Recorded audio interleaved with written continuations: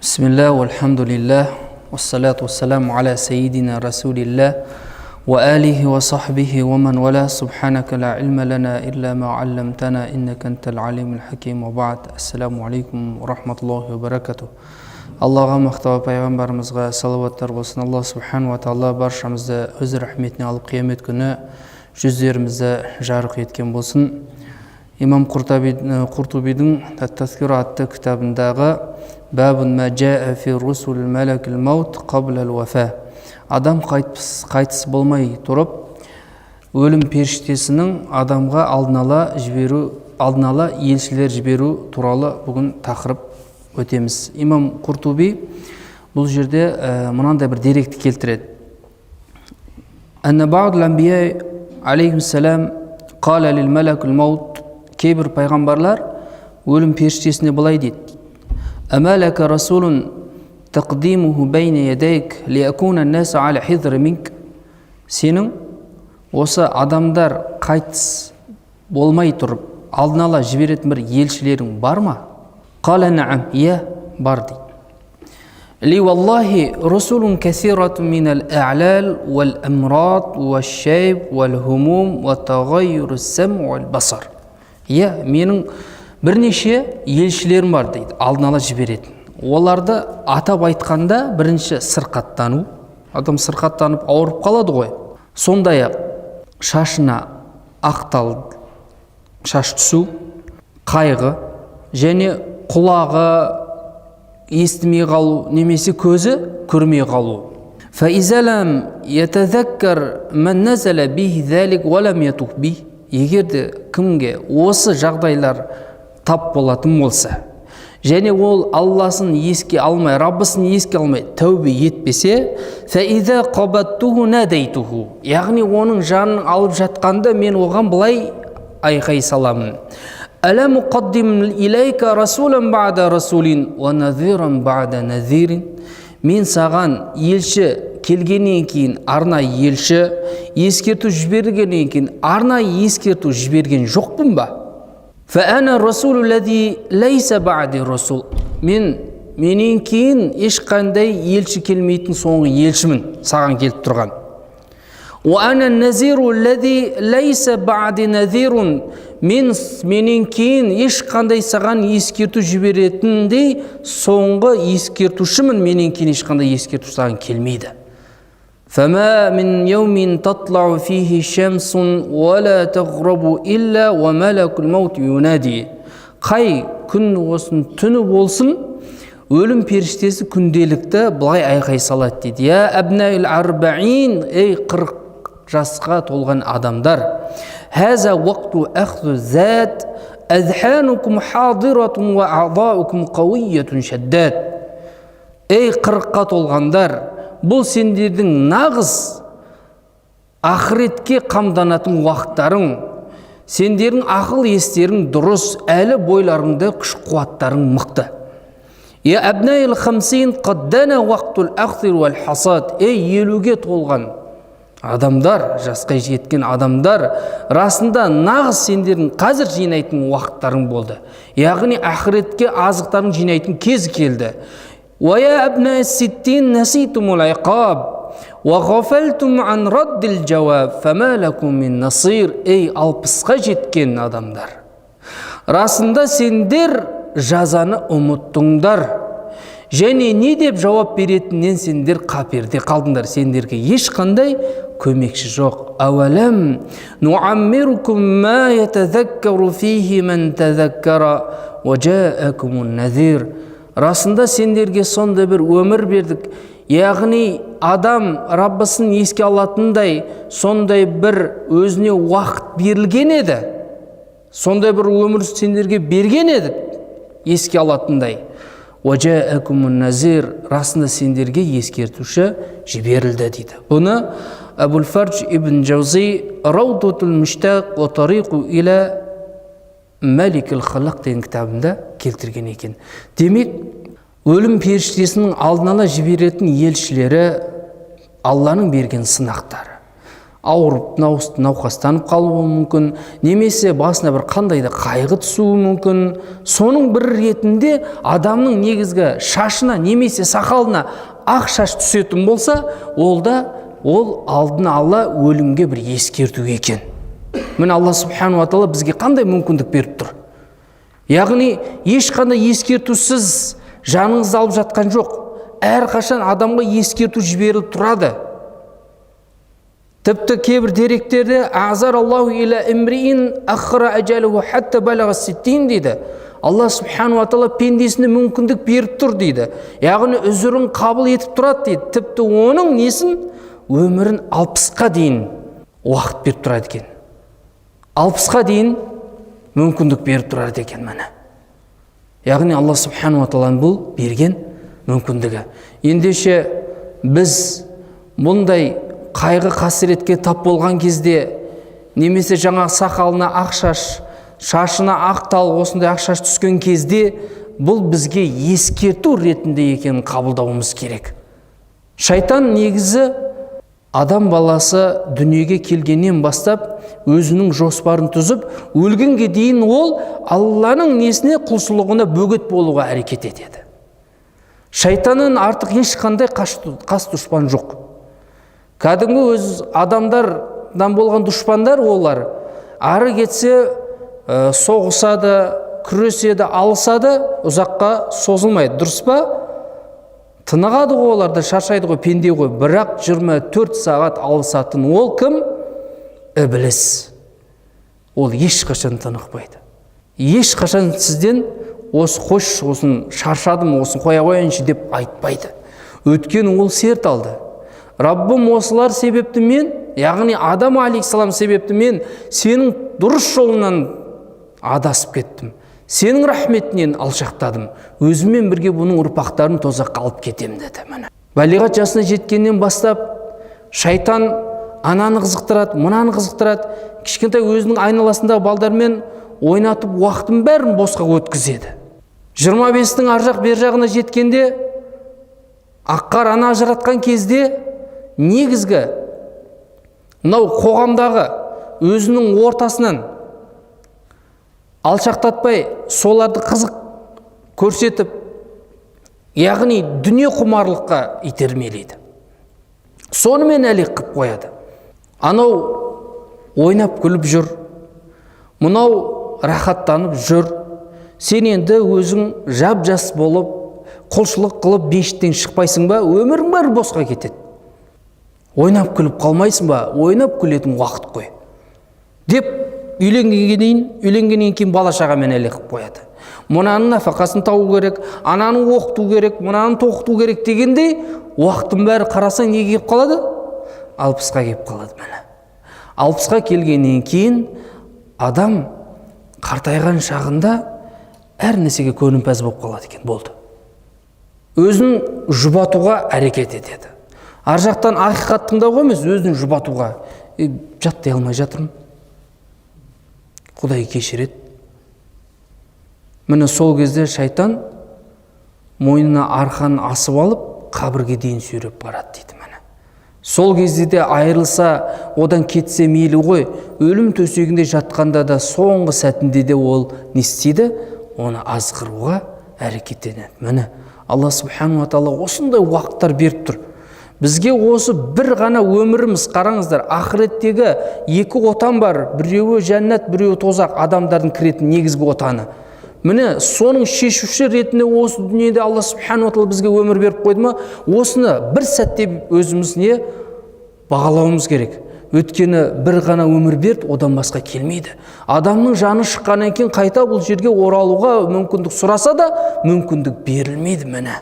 Сондықтан да негізі анау уасвасаға ермей, керісінше бірінші құлшылықты әрқашан алдыңғы қатарға қою керек.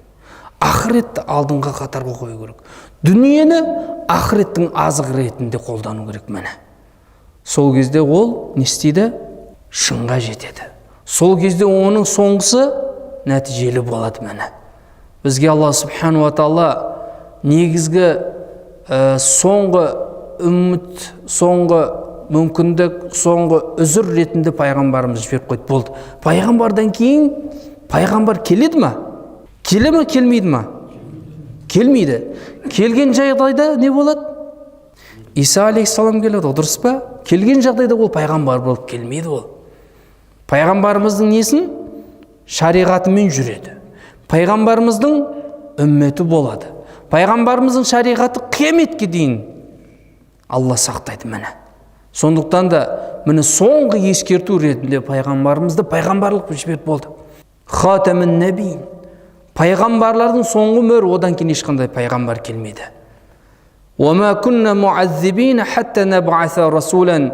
Яғни сендерге елші жібермей жатып, адамдарды еш азаптамаймыз деді. Ал енді пайғамбар келді, болды. Ескерту берілді ме, ертең әркім сұралады сол ісінен. Қазіргі таңда негізі осы қоғамның өзінде, мысалы кез келген адамға насихаттап, уағыздап, мешітке жүріңіз, намаз оқыңыз, ораза ұстаңыз деп айтсаң, ол сенен жақсы біледі барлығын. Сенен жақсы біледі. Я, білеміз ғой ақиқаттың бәрін. Я.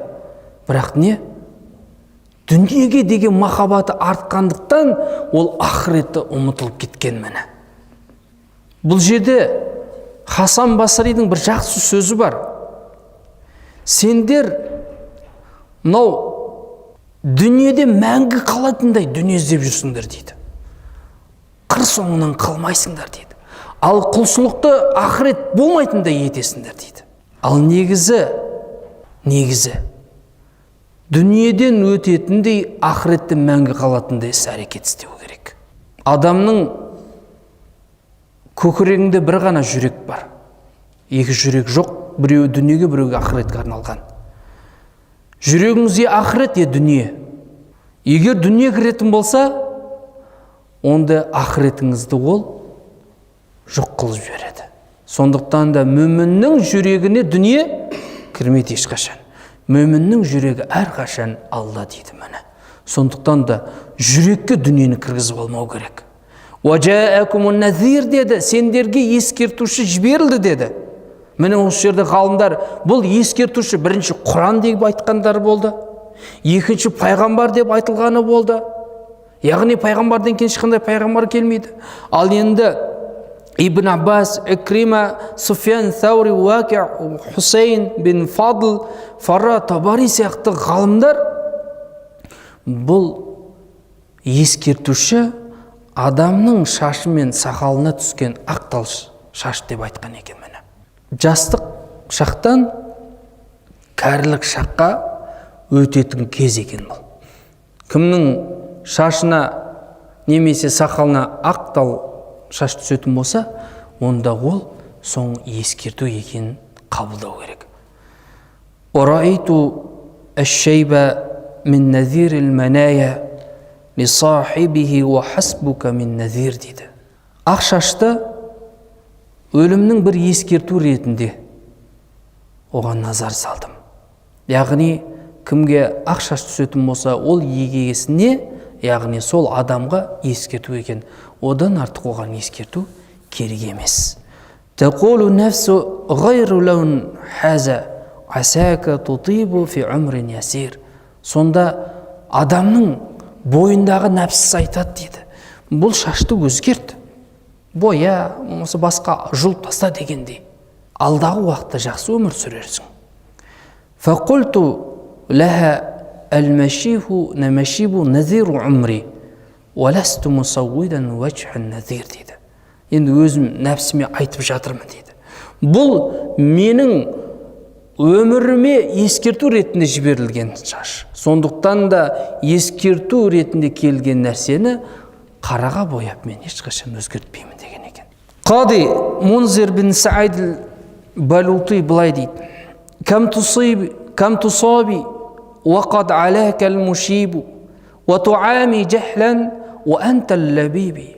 Саған қанша ескертулер, қанша сынақтар келді, тіпті шашыңа ақ шашта түсті. وتعامي جهلا وأنت لبيب. Сенің ақыл есің дұрыс болып ем, надандықпен соқыр боласың ба? Кайфа талгу вақат атака надирун ва шуббакил химами минка қарибун дейді. Енді сен қалайша уақытыңды босқа өткізесің, расында саған ескертуші келді емес пе? Мынау өлімнің терезесі саған өте жақын тұр. Я муқиман қад хана минху рахилун бада залика рахилу ямун асибун. Ей, осы дүниеде орныққан адам дейді, расында саған сапарға келетін уақыт келді дейді. Ол сапардан кейін қатты бір қиын күн бар дейді. Инна лил маути сакратун фартақибха ла юдауика иза ататка табибун дейді. Расында өлімнің өзіне жараса мастығы бар, оған қатты мән бергін.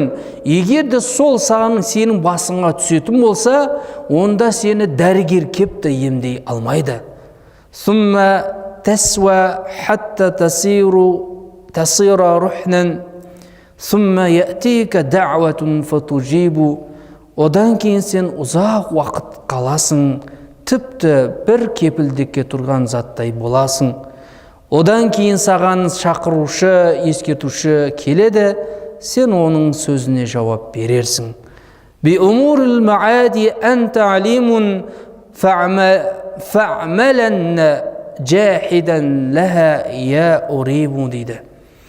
Ендеше ақыреттің бүкіл іс-әрекеттерін сен білесің, сондықтан да соған ынтамен әрекет ет, ей ақылды кімсе. وتذكر يوما تحاسب فيه إن من يذكر الموت ينيب. Сондықтан да есеп беретін күніңді сен өзің еске ал. Өткені кімде кім өлімді еске алса, тәубе етеді. ليس في ساعة من الدهر إلا للمنايا عليك فيه رقيب. Бұл өмірде қандай бір сағат болсын, өлім сені әрқашан бақылап тұрады дейді. كل يوم ترميك منها سهم بسهم إن تخطأ يوما فسوف يصيب. Күнделікті саған сол сағатты, сол сәтте тасын лақтырып тұрады дейді. Бүгін қателессе, екінші күні ол қателеспейді дейді. Міне. Көрдіңіздер ме? Қандай адамның өміріне қажет нәрсен бәрін сізге ескерту ретінде бір өлең шумақпен айтып қоя салды. Өлім аяқ асты. Сен қашан келетін оны білмейсің. Бірақ ескертулердің бәрі келіп тұр дейді, қараңыздар. Шашыңа түскен ақ шаштың өзі, саған жіберілген ескертудің өзі, қаншама мысалы қайғы қасіреттің бәрі ескерту екен міне. Ақыреттің істерін бәрін білесің дейді, көрдіңіздер ме? Әрекет ету ғана қалды сонда. Жаңа айтып атқанымыз шынымен ақиқат ол.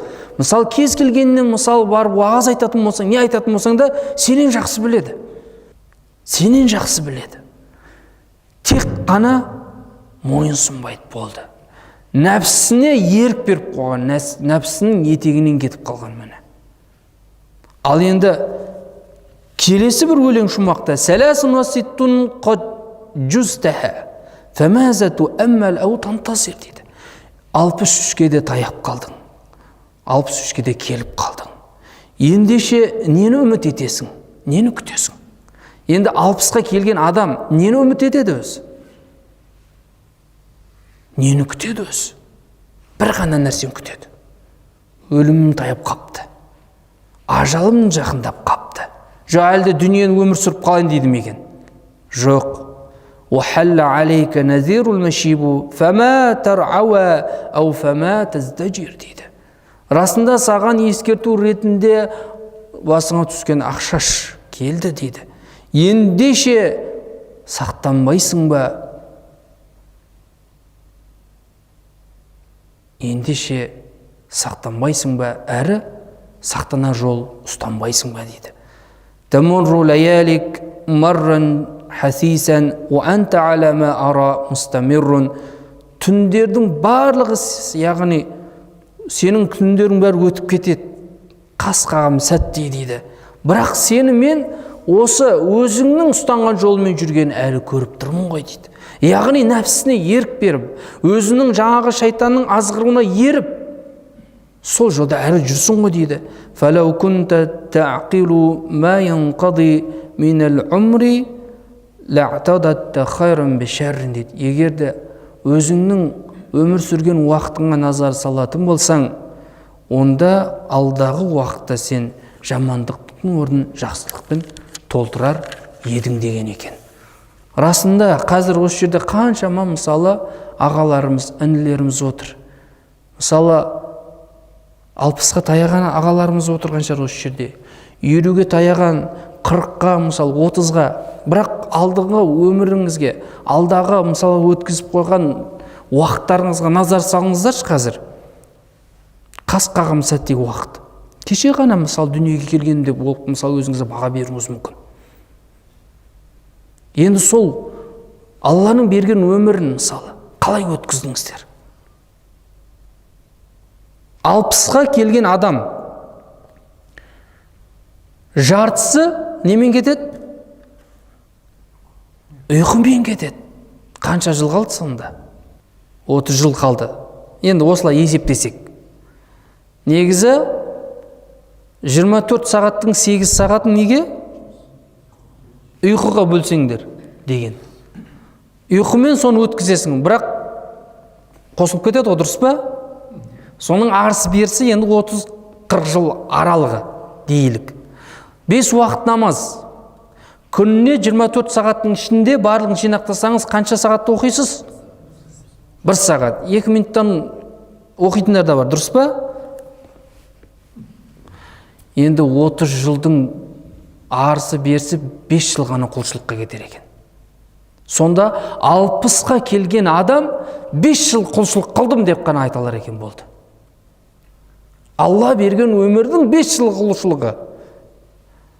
Ал енді жақсылықпен қатар не жүреді? Жамандықта жүреді. Жамандықты да бір бағалап көріңіздер. Тауба бен Ас-Самат деген ата затына сай өте тәубе етуші кісі екен. 60-қа таяған шағында бір өзіне кішкентай есеп берейін депті.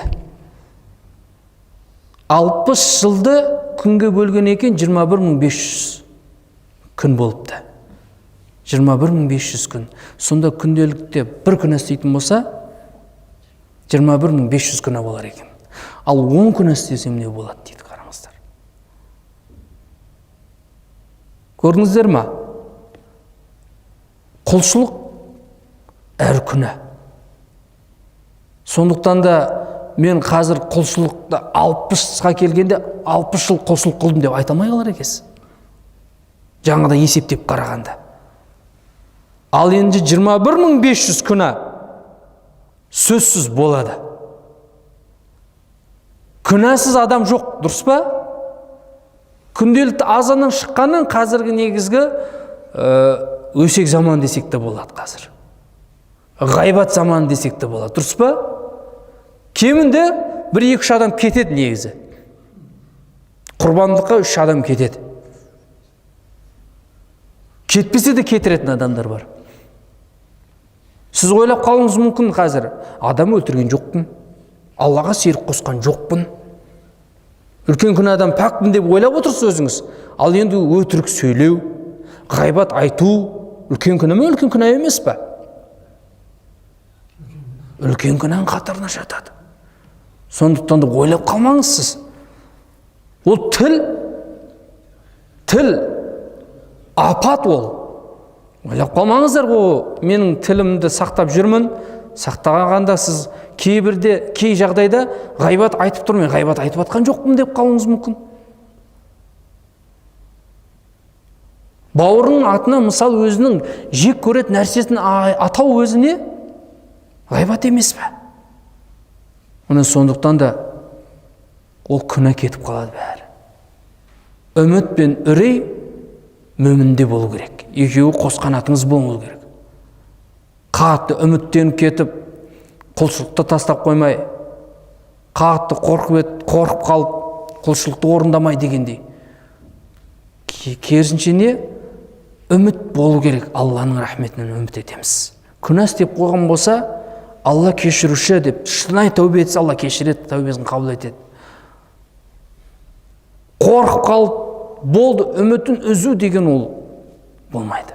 Уәлә тақнату мин рахметилля. Алладың рахметінен күдер үспеңдер деген мәні. Сондықтан да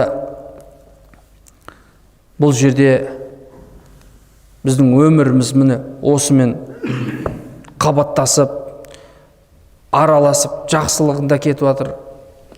Құдай сақтасын, жамандығында кетіп жатыр. Жамандықтың кейбірі кафарат болып жатқан шығар, кейбір кафарат болмай жатқан шығар, қайдан білеміз. Бірақ бізге ескерту ретінде Алла Тағала жіберіп тұрады екен бәрін. Жаңағыдай уайым қайғыға батасыз, басыңызға бір қиыншылық түседі, оның бәрін ескерту екен міне. Тағы деректе келеді, Дауд алейхиссаламға өлім періштесі жанына кіреді дейді. Сен кімсің дегенде, өлім періштесі, мен патшадан қорқпайтын, пара алмайтын жанмын дейді. Сонда сен өлім періштесі екенсің ғой? Иә. Мен ешқандай дайындық көрген жоқ едім. Сен дайындықсыз уақытта кіріп қалдың ғой маған дейді. Сонда өлім періштесі, ей Дауд, ана туысқаныңды еске алшы, оның жағдайы не болды? Мына көршіңнің жағдайы не болды? Олардың бәрі өліп кетті ғой. Сол саған ескерту болған жоқ па? Біреу жаназаны көтеріп кетіп жатыр екен, табытты көтеріп кетіп жатыр екен. Сонда сұрайды ғой, бір ғалымнан, дана кісіден, бұл кім деп сұрайды ғой. Сонда ананың берген жауабы, бұл сен деп айтқан екен. Дұрыс па? Өйткені сен де осы жерде жатасың. Сені де осылай көтеріп кетеді. Табытты көтергенде адам өзіне бір кішкентай назар салу керек. Ертең күні мені де осылай бала-шағам, туған-туыстарым алып кетеді. Міне ол да сізге ескерту ғой. Қаншама жаназаға барамыз, қаншама мысалы адамдар дәреті бар, дәреті жоқ. Ана жерде гүргөс әңгімен соғады, мына жерде темекісін тартып отырады. Сонда оларға ол ескерту болмады ма не? Міне Дауд алейхиссаламға айтып жатыр. Анау қайтыс болған саған ескерту емес пе? Ол біреуге сынақ, біреуге ғибрат деген міне текке айтылмаған. Өлген адамға ол сынақ. Бізге ғибрат болу керек. Өйткені біз де сол сияқты боламыз ертең. Бізді де осылай көтеріп алып кетеді. Сонша бала-шағаңды қатты жақсы көрсең де, дүниеге қатты берілсең де, сол бала-шағаң, жаңаға әйелің бәр өзін істеді, сол қабірге өзіңді апарып жерлеп тастайды ғой, болды ғой. Қайда апарасың деп сенің айқайыңа да қарамайды олар. Пайғамбарымыз саллаллаху алейхи вассалам әл-хама назирул маут деген екен. Мынау сырқаттану, безгек ауру дейді. Адам ыстығы көтеріліп ауру. Бұл өлімнің бір ескертуі деген екен мәні. Өлімнің бір ескертуі. Алланың берген нығметі десек те болады, ауырған адам Раббысын танып қалады, қараңыздар. О Құдай деп қалады. О Алла деп қалады. Міне, бұның бәрі ескерту. Тіпті кейбір ғалымдар бұл ескертуді туған туыстары, басына түскен сынақ, басына түскен қайғы, осының бәрін топтап, міне саған осы ескерту деп айтқан жерлері бар екен. Ал кейбір ғалымдар ақыл деп айтқан екен. Ескерту ол ақыл. Ақылды Алла Тағала бізге не үшін берді? Ақ пен қараны айыру үшін, харам мен халалды ажырату үшін берді. Алдыңызда мысалы жүріп бара жатсыз, алдыңызда тек қана екі жол бар. Бірі илахи жол, екіншісі шайтани жол. Бірінен тайсаң, екіншісіне түсесің міндетті түрде. Ортасына қалып қойды деген жоқ. Сондықтан да ақылды берді, ажыратасың. Алланың әмірі, тыйым салған тыйымдары бұл деп ажыратсаң, міне саған ақыл ескертуші деген екен. Алланың берген ескертулері, әр берген үзірлер, үзір қабылдауы, мысалы жаңағыда пайғамбар жіберді. Одан кейін тіпті шашыңызға түскен ақ шаштың өзі. Міне бірінші пайғамбар арқылы ескерту берсе, екінші осы шашыңызға түскен ақ шаш арқылы екен міне. وبلغ 40 سنة قال ربي أوزعني أن أشكر نعمتك. 40-қа толған шағында Раббым нығметіңе шүкір ету үшін шүкір ететіндей маған сондай бір нәрсені нәсіп ет деп дұға етті. Яғни кейбір ғалымдар айтқан екен, адам 40-қа толмай жатып ойнап күліп жүріп үйтіп келіп 40-қа толғанда құлшылыққа оқшауланып қалады екен деген екен. Міне ол сол адамның басына ақша түсу арқылы адам не істейді екен? Оған ескерту деп қабыл етеді екен. Бір ғалым болған екен. Өзі бір бау-бақша істеп алған дейді. Өзінің жолдастары бар екен. Сол жолдастарымен келіп бау-бақшасын аралап, өздерінің уақыттарын солай өткізеді екен. Олардан басқа ешкім кіргізбейді екен. Бір күні енді өзінің жолдастарымен отырып, жаңағыдай ойын күлкі дегендей, уақыттарын бос өткізу дегендей әңгімелесіп отырғанда бау-бақшасының жаңағы ағаштарының арасынан бір кісінің аралап жүрген көріп қалады ғой. Ананы көріп қатты ашуланады. Шақырып алады, бері келші сені кім кіргізді? Дегенде ананың бірінші қойған сұрағы, тоқтай тұр дейді. Менің саған қояр сұрағым бар дейді. Бір кісі, бір оған міндеттемелер жүктелсе, яғни қарыз болмаса басқа нәрсе, кез келген нәрсе мойнына жүктелді делік. Бірақ ол менің орныма пәленше өтеп береді, менің орныма пәленше әкеп береді деп құтылса, бұның мәселесі, бұның жағдайы қалай болмақ дейді ғой. Сонда бұның мәселесін негізі қадиға көтереміз. Қади қалай үкім шешеді, сол арқылы жүреді. Жарайды, қади үкім берді делік. Енді қади соған үкім беріп, белгілі уақытқа оған не істеді? Мүмкіндік берді.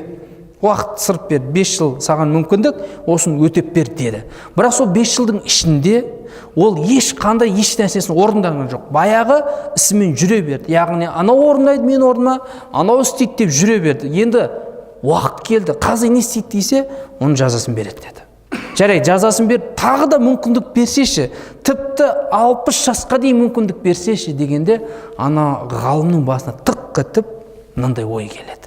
Сол жерде бұрқ етіп, маңдайынан тер шығып, тұрып қалады дейді. Яғни кішкене ойға кетіп қалады.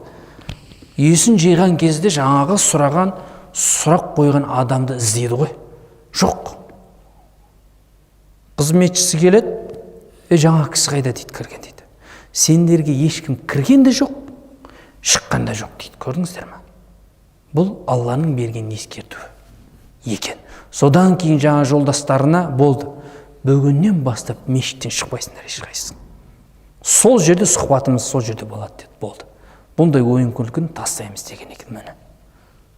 Алла субхану ва тағала осылай мүмкіндік беріп қойған бізге. Сол мүмкіндікті пайдалану керек. Тағы да бір кісінің уақиғасы былай баяндалады. Енді өте дәулетті кісі, дүниесін қалағанша шашып, қалағанша пайдаланып, рахатты өмір сүрген екен. Енді күндердің бір күнінде дүниесінің барлығынан не алыпты? Алшақтаған екен, тастаған болды.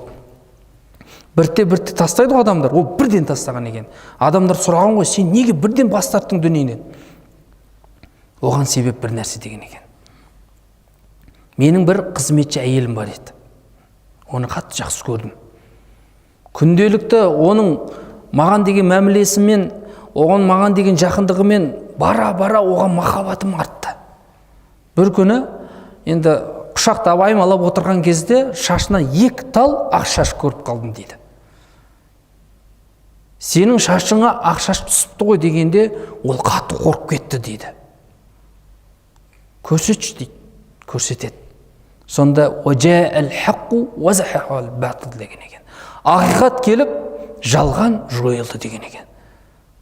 Сонда былай деп сұрайды өзінің қожайынынан. Негізі Алла Тағала саған қызмет етуді маған міндет деп қойды. Міндетімді орындадым. Бірақ маған енді мүмкіндік бер. Раббыма осы қалған өмірімде құлшылық етейін дейді ғой. Жоқ дейді. Ана ашуланады әйел. Сен сонда менің Раббым құлшылық қылуға бөгет боласың ба дейді. Иә дейді, саған ешқандай не мүмкіндік те бермеймін, рұқсат та бермеймін, жоқ дейді. Сонда ол ашуланып тұрып былай дұға етеді екен: Аллахым, бұның маған деген жек көрініштігін арттыр деген екен. Сол дұға еткеннен бастап ол жаңа қызметшісін жек көріп кетті дейді. Бара-бара шеттеніп, соңынан оны сатуға дейін шешім қабылдайды. Біреумен келісіп та қояды, ол келісім бойынша ол жаңағы кісі келеді, сол кезде қызметші жылайды дейді жаңағы. Неге жылайсың? Сенің қалағаның осы болды ғой, сенің дегенің осы болды ғой, енді қуанбайсың ба дегенде, жоқ, мен саған негізі ақыретті қалағам, дүниені қаламаған екем. Әзір мені сатып сол ақшаны сен дүниелік ретінде қолданасың ғой. Бұдан да жақсы бір саған ұсыныс бар, қабыл етсең, сол саған қайырлы болады дейді. Ол не нәрсе дегенде азат ет дейді болды. Қияметке қалған үлесің сол болсын. Мені азат ету арқылы сен қияметте сол сауапқа ие боласың дейді. Жақсы, жарайды деп. Сол жерде оны азат етіп жібереді, дұға етеді дейді. Аллахым, мұны дүниеден аулақ қылып ақыретке амалдарын көп жасауды нәсіп ет деген. Сол кезден бастап ол бай болды дейді, бірақ байлығын бәрінен бас кешкен жан болды деген екен. Көрдіңіздер ма? Бір ғана шашты көріп қандай дәрежеге түсіп қалды. Біз мән бермейміз негізі. Мен де мысалы шашыма ақша түсіп қалып, мән бермеген екен. Бұл Алланың ескертуі екен. Бұның қараңыздар, қалай қабыл етіп отыр адамдар. Бізге ақша түссе, нұр ғой бұл, немесе витамин жетіспейді деп өзіміз жұбатып қоямыз да. Негіз бұл ескерту екен. Абдулла бин Аби Нух деген кісі де өзінің басынан өткен бір уақиғаны, яғни көрген уақиғасын баяндап береді. Мешітте бір жас келіп қалған кісі шықпай, сол жерде мешіттің қызметінде болып, құрманың жаңағы жапырақтын алып, дуалдарындағы шаңдарын бәрін сүртіп жүрді. Енді сұраған ғой, бұл кім десе, Осман радиаллаху анхудың несінің ұлдарының бірі екен. Бұл неге бұл жерде жүр? Не себеп болды мешіттен шықпауына? Негізі ол бір күні айнаға қарап, сақалынан екі ақшашты көріп, қатты қайғырып, қатты уайымдап, жынды болып кетті деген екен. Содан бері мешіттен шықпай қойды. Оның туысқандары келіп, емдемекші болды, мешіттен алып кетпекші болды. Бірақ ол пайғамбарымыздың қабірінің жанына барып, сол жерде тауассул қылып, дұға етіп, жаңағы Алладан сақтанып, сиынып сұрағаннан кейін олар қойшы деп тастап кетті дейді. Енді жаңағы өзі айтып жатыр ғой, жаңағы Абдулла бин Аби Нух. Енді бұны аңдыдым дейді мен. Назар салайыншы, қандай адам болды? Күндіз қарайды, мешіттен шықпайды, құлшылық етіп отыр. Қарасаң, ешқандай жындылық жоқ ода. Түн болады, күн батады. Мешіттен шығып Бақиққа барады. Бақиқ деген білесіздер ғой, бұл пайғамбарымыздың мешітіндегі болған. Бақиқ соның жанында, жаңағы пайғамбарымыздың сахабалардың бәрі жерленген мазар, зират. Міне сол жерге барынып, намазын оқып, құлшылық қылып, жалбарынып, дұға етіп, сол дұғасында: Аллахым, сен маған елшіңді жібердің, бірақ рұқсат берген жоқсың. Егер сен менен разы болсаң, рұқсатыңды бер. Ал егер де рұқсат берілмеген болса, разы болмаған болсаң, сенің разы болатындай іс әрекет істеуімді нәсіп ет деген екен. Солай жалбарынып дұға етеді ғой. Сонда жаңа аңдып тұрып, соның артынан барғанда, сол жерде дейді, жаңа аңдып отырған кезде бір елік немесе қой келді дейді. Ешкі ма? Келді, жанына келді. Тұрып қалды, ол желімнен сүтін ішіп, қайдадан жіберіп, Алла берекетін берсін деп ол кетіп қалды. Содан кейін енді барған ғой артынан үстінен түсейін деп, ол мешітке кетіп қалды. Мешіттен шыққанын күтті дейді. Мешіттен шыққаннан кейін қайта сол жерге барғанда, жарайды, үйге кетейін, енді сол кетпес бұрын одан қоштасып кетейін деп барған кезде сол болған уақиғаны айтады. Мен сені аңдадым, ешқандай жындылық қасиетің жоқ екен сенің. Бірақ неге сен сол дұғаңда елші деп айттың? Ол елші кім?